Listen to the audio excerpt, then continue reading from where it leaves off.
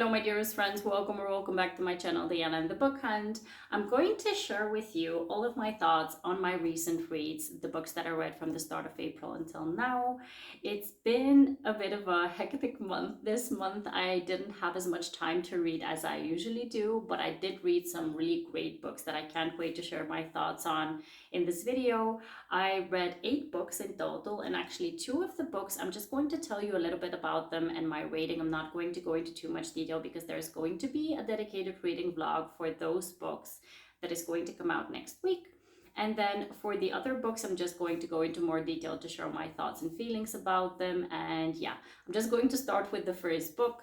The first book I actually have a physical copy of. It's You with a View by Jessica Joyce. This book came on my radar when it released. It's a debut novel by this author, and it was really one that just caught my eye when I saw it everywhere on Instagram specifically, and also a couple of reviews on BookTube as well. And I just had a feeling about it. So I actually purchased the copy before I read the book, and I typically don't do that. So yeah, I just had a feeling about this book, and I was so happy that I was right about my feeling because I really enjoyed this book. We've got our heroine Noelle and our hero Theo, and this is very much a hate to love road trip romance. Our heroine Noelle is in a difficult spot within her life because she has lost her job. She lives with her parents. She's in her 20s, and she's kind of lost her kind of sense of self and what she's supposed to do with herself. She used to want to become a photographer, but because of a bad experience that she had while interning with a photographer, a professional one, she kind of has lost her self-esteem when it comes to that profession. And she had a very special relationship with her grandmother, and she is now grieving her late grandmother who recently passed away. So she's in a very difficult spot in her life. And then one day she finds letters that used to belong to her grandmother. And those were letters that were an exchange, like a love letter exchange between her grandmother and someone who is not her grandfather. So she decides to post a TikTok with information about those letters, trying to find who this person is, so who the mystery man is within her grandmother's letters. And the TikTok becomes viral, and we find out who the man actually is. And it turns out that he's the grandfather of Noelle's high school arch nemesis, essentially. So that's why this is a hate to love story. She meets up with this man, and she meets up with his grandson, so the person that she knows from high school. His name is Theo. And they decide to go on a road trip together. It's a road trip that actually Paul, the man who was her grandmother's love interest at the time, they had this honeymoon planned out, and they decide to go on this road trip that used to be the plan for the honeymoon. So there is a forced proximity road trip aspect within this book, and there's a lot of like self-discovering and self-exploration within this book as well. And I just love the relationship between the grandfather and the grandson. I love the relationship that the heroine used to have with her grandma, and how she is feeling like the hero and the grandfather have a similar kind of relationship as well. I love how they kind of bridged the hate to love situation, and it was just a wonderful read. I gave this one 4 stars, and I definitely will pick up the next release by this author. Next up, I was in the mood for like a lighter read, a read that I knew was going to make me laugh, because typically Meghan Quinn's books do make me laugh a lot. It's a romantic comedy called Right Man, Right Time. It's a hockey romance. It's actually a standalone 3rd book within a series. I didn't read the 1st and 2nd book, so it can definitely be read as a standalone, but it's part of like I think they're called like the Vancouver Agitators hockey team. We've got a professional hockey player who's in his 30s, and he's almost set to retire. And then we've got a heroine who is quite younger than him. He is, I think, 32 or 33, while she's 21, I think. So there is a big age gap between them.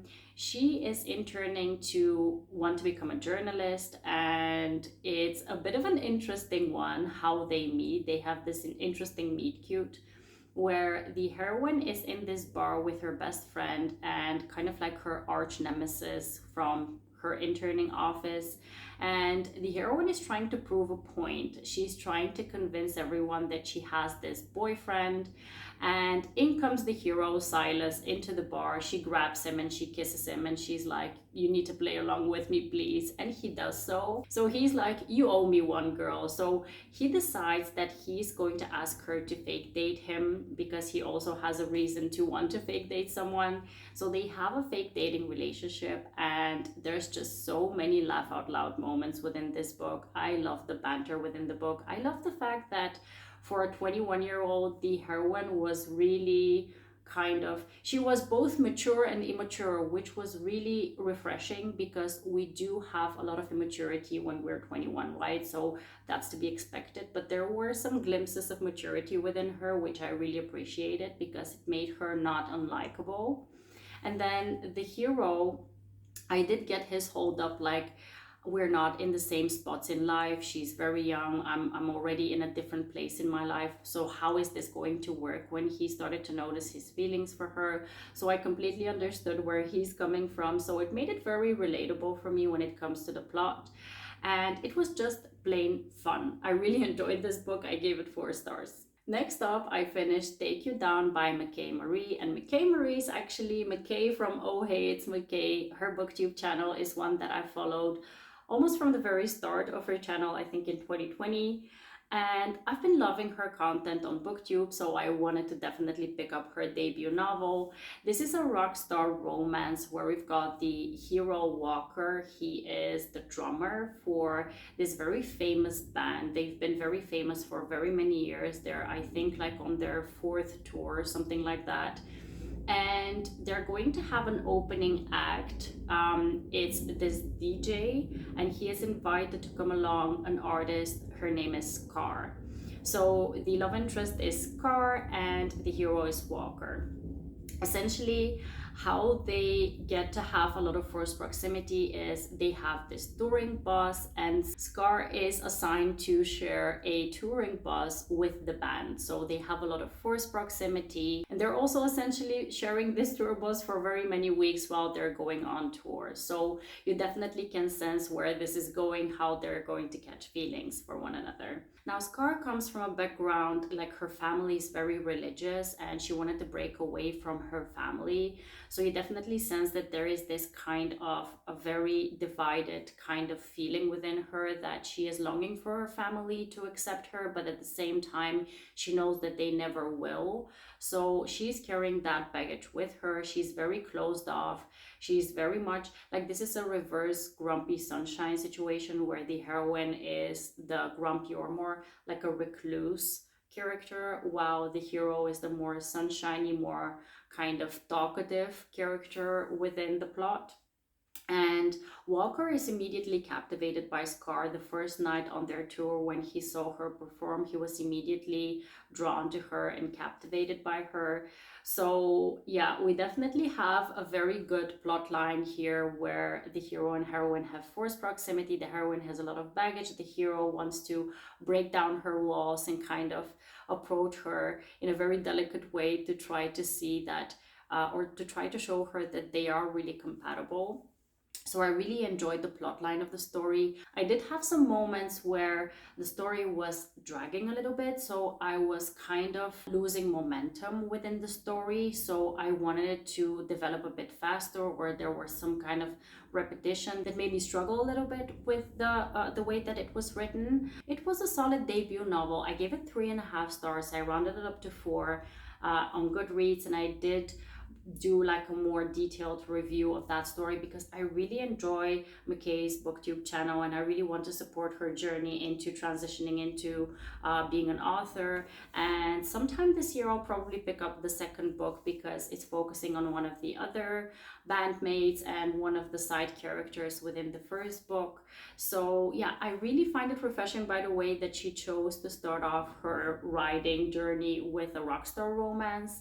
It really shows that she has a lot of passion for music, which I really love to see.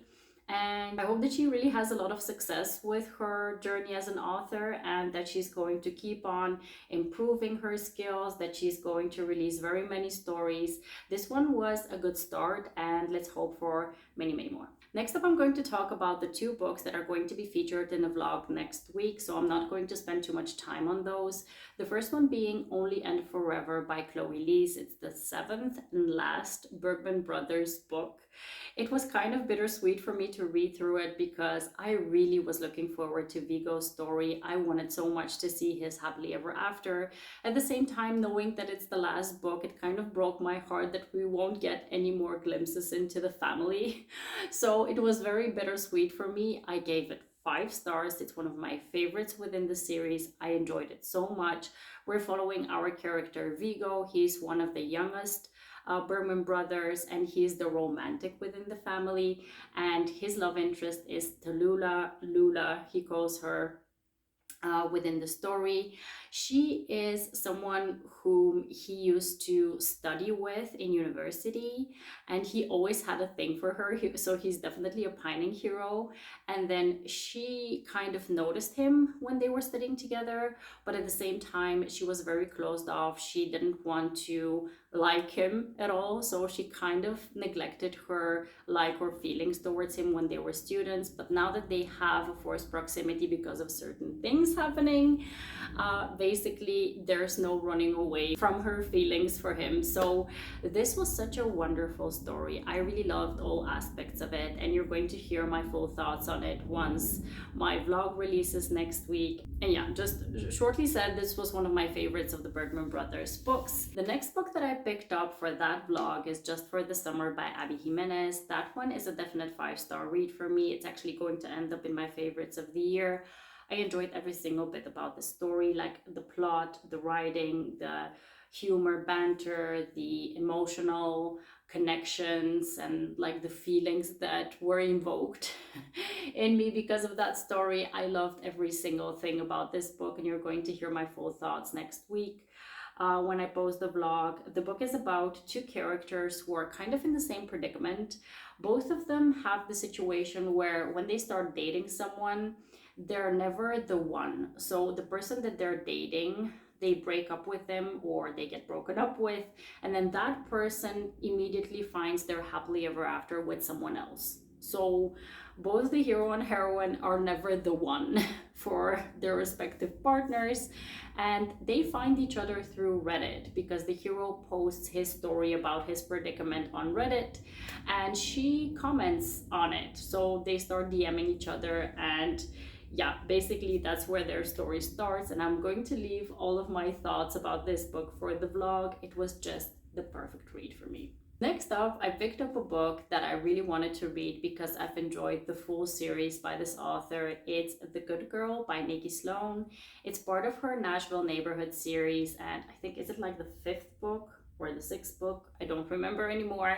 Basically, this book follows one of the characters from the first book, the doctor.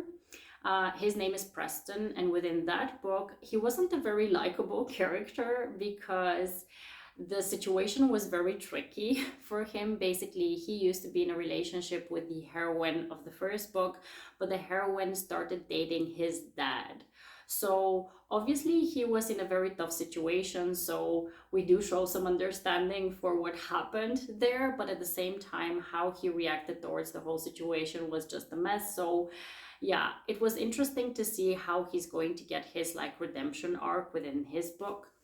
And then the heroine within the book is Sydney, who is the sister of the hero from The Frat Boy. And she's the little sister of said guy. And actually, Colin, so the guy from The Frat Boy, is best friends with Preston, and they have a business together. So they're not only friends, but they're also business partners. So this is kind of a forbidden situation. We've got brother's best friend, and we've got a situation where the 2 of them agree that he's going to show her some things in the bedroom, like a lessons in seduction kind of situation. They agree on a couple of sessions, And yeah, basically, the good girl, as the title says, it has a good girl kink within the book. This is just a spicy good time. I think it's my least favorite out of all of the books that I've read within the series, but I still enjoyed it very much. It's just like a scorching hot good time. It just features the type of trope like brother's best friend that I typically enjoy the least. That's why I didn't give it more than 3.5 stars. But yeah, Nikki Sloane just is a tremendous writer when it comes to spicy books. She's very original when it comes to those, and I really enjoy her books a lot. So yeah, this one was a 3.5 star read for me, but I really did enjoy it. Next up, I read a sapphic romance that I've had on my radar for a while. I think it's actually a debut novel for this author as well. The book is called Sorry Bro by Taleen Voskuni. We've got a sapphic romance between two characters who are within the Armenian community. That is the thing that drew me into this story because I loved exploring the cultural aspect that focuses on the Armenian community. I do have a bit of a connection to the Armenian community because my mother is actually in a partnership with an Armenian man. So I do know quite some things about the Armenian culture in general. So it was very nice to kind of read through all kinds of gatherings and meetings and conversations about their culture and history, because those are kinds of conversations that I've participated in when I was at family gatherings as well. So it was very interesting to see that aspect within a romance book, and I really enjoyed it. But then it kind of took away from the romance within the story. The heroine Nar, she is this, I think she's like a journalist, and she is never taken seriously within the publication that she works for. And she really wants to write something or to feature something that is going to be part of what she is and where she's from and her cultural heritage. So she wanted to do like a piece on Armenian culture or the Armenian genocide as well. But then her boss was like, yeah, we're not going to do that. No one wants to read about that. And she was so pissed off about that. And then we've got the other heroine. Her name is Arabuni, I think. I don't know if I'm saying it correctly. But basically, the other heroine, she's very much involved in the Armenian community, and they both meet during these kinds of gatherings that the Armenian community organizes. So it's very nice to see how they meet up and they talk about their heritage in general. And the interesting part within the story is that Nar's mother, so one of the heroine's mothers, she is wanting to find a partner, so to find a husband specifically for her daughter, because she doesn't know that the heroine is actually bisexual. And also at the start of the story, she actually was in a relationship, but the guy that she was dating, he proposed to her, she said no. And he's like, yeah, we'll pick up where we left off, or we'll just have a conversation about what is going on with us once I come back, because he went on a trip for like a month or so. And within that month, Nar decides to go to all these Armenian gatherings to see if she can find another prospect for herself. And instead of falling in love with a guy, she falls in love with a girl. So again, this was an interesting story for me. I did enjoy some aspects within it. But then when it comes to the romance, I was not convinced. I just didn't buy into the romance, and just certain things within how the heroine was processing what was going on around her and how everyone would perceive her because she's bisexual. Those were things that I think could have been worked out a bit better in the book. So I gave this one 3 stars. And then the last book that I picked up is a young adult romance that I fell in love with. The book is called Dungeons and Drama. It's by Kristy, Boyce. This book features our heroine Riley, who kind of messed up already from the start of the book. She is a musical junkie. She wants to participate in a musical. She wants to direct a musical. She wants to be a part of that world. So she steals her parents' car. She goes to this musical production somewhere outside of the city that they live in. And when she comes back, she gets grounded. And when she gets grounded, her parents decide that she's going to work in her father's shop. Her father's shop is like this game shop. So she is very reluctant to work there. She really doesn't want to work there, but she doesn't have a choice. So she's going to work there, I think, for like a couple of weeks, like 6 or 8 weeks or something is the agreement.